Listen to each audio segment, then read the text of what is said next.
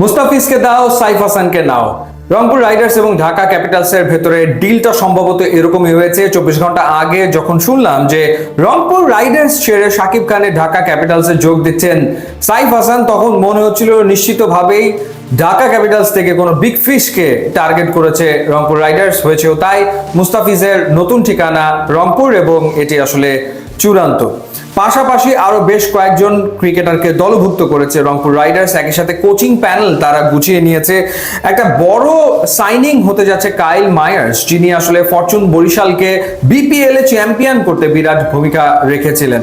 দুর্দান্ত ব্যাটার, অর্থাৎ চার ছক্কার ঝড় তিনি তুলতে পারেন, টপ অর্ডারে দারুণ ব্যাটিং করে থাকেন এবং একই সাথে তার বোলিংটাও অনেক ক্ষেত্রে ইফেক্টিভ হয়ে থাকে আমাদের এখানকার কন্ডিশনে। সুতরাং এই রিক্রুটটা অনেক বড় রিক্রুট আর রংপুর রাইডার্সের জন্য। তাকে তো নিয়েছে। এছাড়া ডেভিড মালান, ইংল্যান্ডের ক্রিকেটার, যিনি ফ্র্যাঞ্চাইজি ক্রিকেটে খেলে থাকেন এবং বিপিএল এ তিনি পরিচিত মুখ। ডেভিড মালানকেও রংপুর রাইডার্স কনফার্ম করে ফেলেছে। এই দুজনের পাশাপাশি আরো তিনজন পাকিস্তানি ক্রিকেটার রংপুর রাইডার্সের হয়ে খেলবেন, সেটাও নিশ্চিত করেই আসলে বলা যায়। সেই তিনজনের ভেতরে একজন হচ্ছেন খুশদিল শাহ, আর একজন হচ্ছেন ফাহিম আশরাফ এবং আকিব জাভেদ।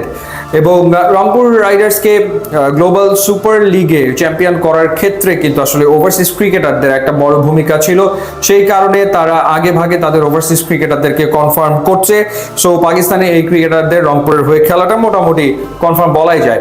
একই সাথে কোচিং প্যানেল তারা গুছিয়ে ফেলেছে। মিকে আর্থারের ওপরেই তারা আসলে আস্থা রেখেছে। গতবারও রংপুর রাইডার্সের কোচ ছিলেন মিকে আর্থার, এবারও তিনি আসলে হেড কোচ এবং তার পাশাপাশি অ্যাসিস্ট্যান্ট কোচ হিসেবে রয়েছেন সম্প্রতি বাংলাদেশ ন্যাশনাল টিমে ব্যাটিং কোচ হিসেবে যোগ দেওয়া মোহাম্মদ আশরাফুল, এবং তার সাথে রয়েছেন শাহরিয়ার নাফিস ব্যাটিং কোচ হিসেবে। মোহাম্মদ আশরাফুল অ্যাসিস্ট্যান্ট কোচ হিসেবে দায়িত্ব পালন করবেন এবং শাহরিয়ার নাফিস ব্যাটিং কোচ হিসেবে দায়িত্ব পালন করবেন এবং স্পিন বোলিং কোচ হিসেবে থাকছেন মোহাম্মদ রফিক।